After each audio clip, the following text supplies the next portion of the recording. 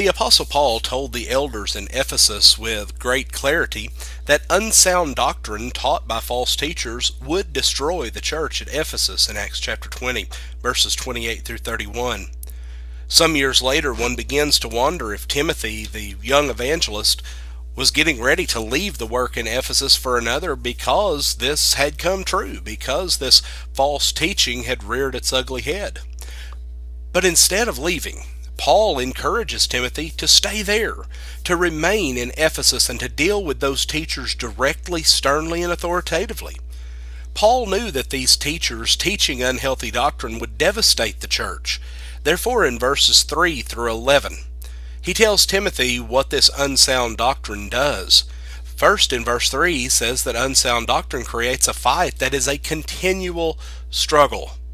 He tells Timothy to remain, which is in the present tense, to remain that you may charge.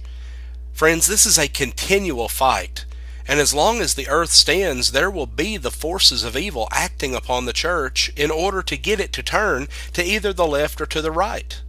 In evaluation, it seems that the devil doesn't really care whether we go to the left or to the right as long as we're going somewhere. Therefore, some Christians will label everyone but themselves as unsound, and others will label everyone as sound regardless of their belief. But fighting against unsound doctrine is a challenge that must be renewed throughout every generation. Verses 4 through 6 tell us that unsound doctrine causes fruitless questions where godly edification ought to be. Unsound doctrine takes that which is good and profitable about the gospel and builds up other things and turns people's attention away from the things that are really important. It puts feel-good stories and unanswerable questions and following impossibilities as the things that are the most important.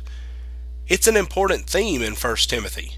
Timothy is told to guard himself and to warn others about idle talk, about the doctrines of demons, about profane and old wives' fables, about being obsessed with disputes and arguments over words, about profane and idle babbling and contradictions of what is falsely called knowledge. In application, one wonders if the Holy Spirit, through Paul in this passage, is warning 21st century Christians today about many of the dangers such as online discussion forums or Facebook arguments or endless posting of encouraging postings that are encouraging disputes among Christians. Instead, ignoring those things, healthy teaching speaks the message of Jesus very clearly, and it speaks it so plainly that we can do something good with it. If healthy doctrine is sacrificed and edifying and godly look into the Bible is exchanged simply for a worldly theater for idle talkers. Paul goes on in verse 7 to say that unsound doctrine puts the important emphasis on the teacher rather than upon the message. Here are Christians who desire to be teachers of the gospel. However, they have two problems. Number one, they don't understand what they're saying, and number two, they do not understand the things that they are affirming.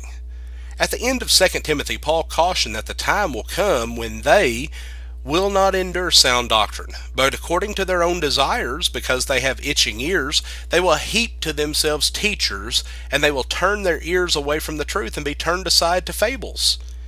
The motivating force of this passage for these people is upon teachers we like to listen to, and not the wonderful words of life. When a teacher puts down his Bible and takes up his own storybook, truth will take a back seat, and God will be neither pleased nor glorified. It takes man's lusts and insists that they are the will of God. The things in verses 8 through 11 are things that the law speaks about in its goodness. Here the righteous, they look at these things and they simply say, I used to live in those things, but no longer, because I now belong to Christ. These things are contrary to sound doctrine. If these teachers in verses 3 through 4 and verse 6 begin to preach and teach any other doctrine, what results will be a teaching that is thin and sickly and devoid of righteousness. But this unsound teaching will invariably incorporate one or more of these evil things listed in verses 9 and 10. If someone is teaching or preaching something that logically concludes or leads to the assumption that any of the items in verses 9 and 10 are okay for a Christian to do, then this person is peddling a doctrine that is not healthy, and they are not sound themselves. It is so important that men hold fast to sound words and charge others not to teach any other doctrine, for unsound doctrine will create unsound lives. Thank you for joining us today. May God bless you with a wonderful day.